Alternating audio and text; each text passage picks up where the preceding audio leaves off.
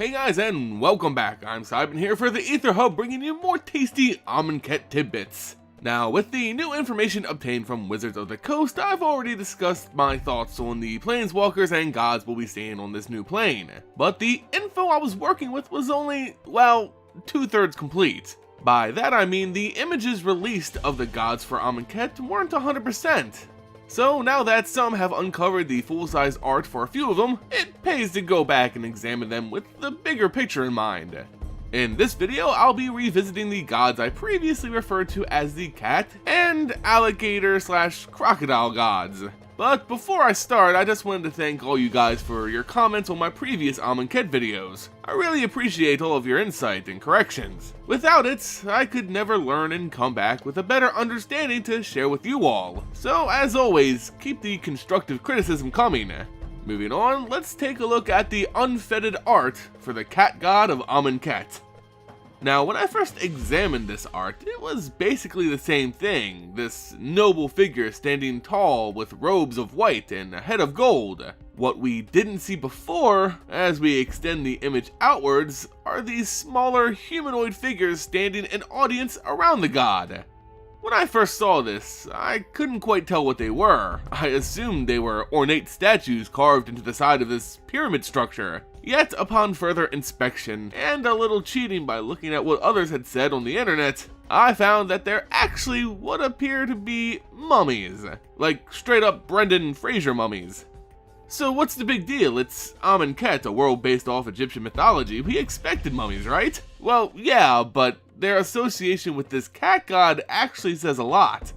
Since mummies are just the animated dead, albeit well-dressed ones, that means this cat god is actually the god of the dead. So with that in mind, we assume that since it's a cat being worshipped by a bunch of risen mummies, and being tied so closely to death and reanimation, it must mean it's gonna be black, right? Yeah, probably. Zombies don't typically waddle too far away from that color, but I doubt it's gonna be mono black.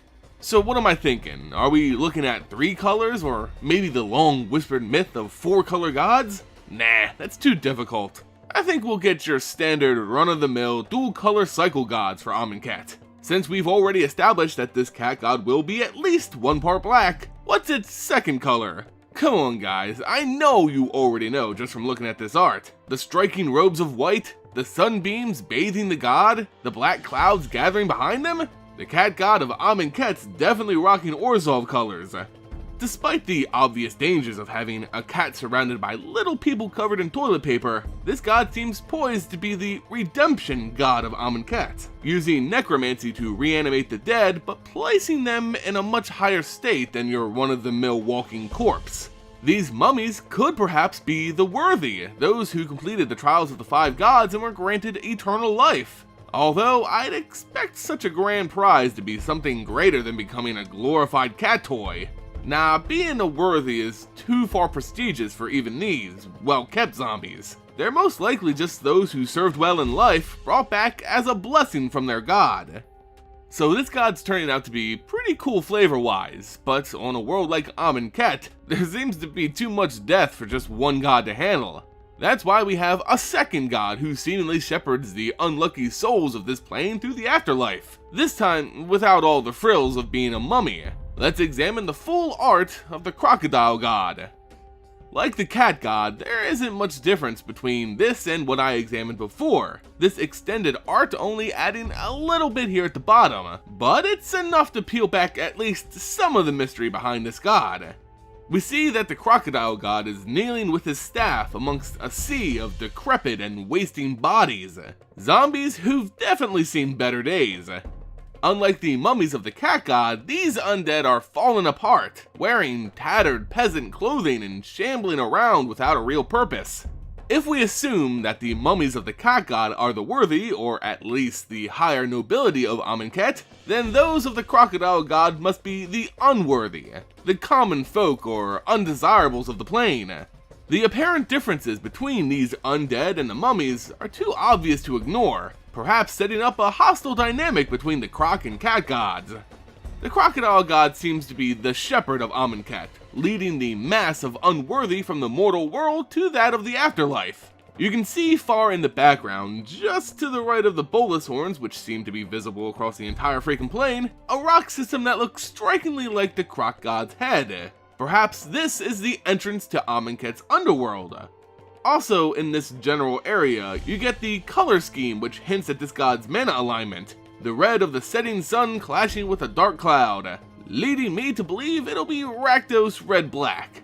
Although the argument could be made that the sun peeking out through the top suggests we could see Mardu colors again, but I'm still fairly fixed on dual-colored gods.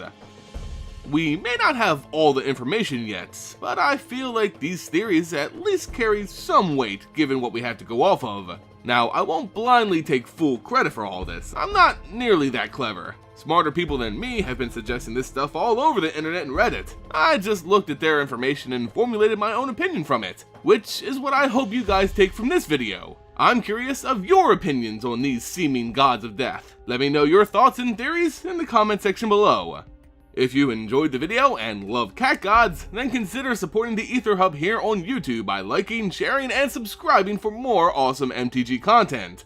As always guys, thanks so much for watching and I'll see you next time here on the Aether Hub.